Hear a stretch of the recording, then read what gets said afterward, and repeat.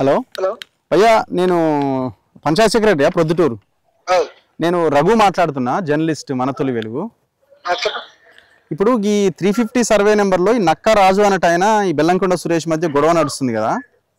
ఇప్పుడు ఆ భూమి ఎవరిదన్నా అంటే రికార్డ్స్ భూభారతిలో అయితే లావుని పట్టాను ఉన్నాయి ఆ సర్వే నెంబర్లు అన్నీ. మీకు గ్రామ పంచాయతీ కదా, మీకు ఏం తెలియదా? ఇప్పుడు ఈయన ఫామ్ హౌస్ కడుతుంటే ఎట్లా పర్మిషన్లు ఇచ్చారు? మీరే ఇచ్చిరా ఈ చెరువు పక్కన? 311 జీవో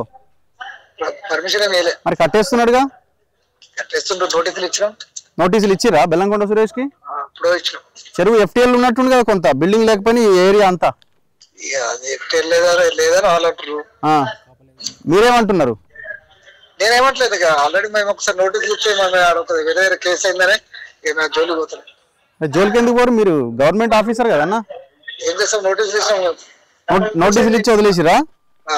మరి మీ పై ఆఫీసర్లకి చెప్పాలి కదా. చెప్పినాం, నో యాక్షన్. ఇప్పుడు అదొకటి, చెరువు కూడా కబ్జా ఉంది కదా. అది ఓనర్ కబ్జా. మేమంటే ఆఫీసర్లు మేము అంటే నడుస్తున్నాయి. మీ దగ్గర పర్మిషన్ ఇవ్వలే ఈ బిల్డింగ్ కి? ఏం పర్మిషన్? సో ఇది పరిస్థితి. ఇది బెల్లంకొండ సురేష్ ఫామ్ హౌస్. ఇది ఈ పక్కన ప్రొద్దుటూరు చెరువు. ఈ చెరువును కబ్జా చేసిండు, FTL లో ఉన్నాడు. అండ్ ఆ బిల్డింగ్ కట్టడానికి వీల్లేదు, 311 జీవో పరిధిలో ఉన్నది. మనం కాల్ చేస్తే ఆయన మాట్లాడుతున్న తీరు ఎంత భయంకరంగా ఉందో చూడండి.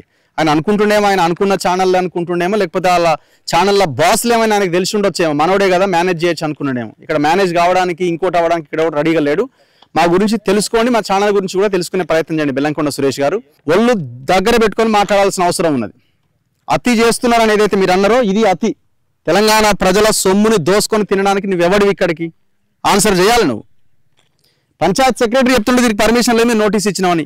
నువ్వు ఇవాళ జైల్లో ఉండాల్సిన వ్యక్తివి. చెరువు కబ్జా చేసినావని లోకల్ గ్రామ పంచాయతీకి సంబంధించిన సభ్యులు చెప్తున్నారు. మాజీ ఎంపీటీసీ అంటున్నావు అవును చెరువు కబ్జా ఉంది FTL లో అని. లోపల ఉండాల్సిన ఆ హద్దు రాయి బయట తెచ్చి నాటి నువ్వు. హైడ్రా చూసుకుంటే నాకేం సంబంధం? హైడ్రాని మేనేజ్ చేయొచ్చు అనుకుంటున్నామేమో, కానీ జనాన్ని మోసం చేయలేవు కదా. ఇప్పుడు ఆ 350 సర్వే నెంబర్కి సంబంధించి కూడా తేలాల్సిన అవసరం ఉంది. ఇనాం భూమి అంటున్నావు, వాళ్ళు లావుని పట్టా అంటున్నారు. రికార్డ్స్ అన్ని చూస్తే అది ఇనాం భూమి అయినా లావుని పట్టా అయినా ఏ రకంగా అమ్మడానికి కొనుగోలు చేయడానికి అవకాశం ఉంటుంది. మరి ఒకవేళ అవే అయితే భూభారతిలో ఎందుకు చూపించట్లే?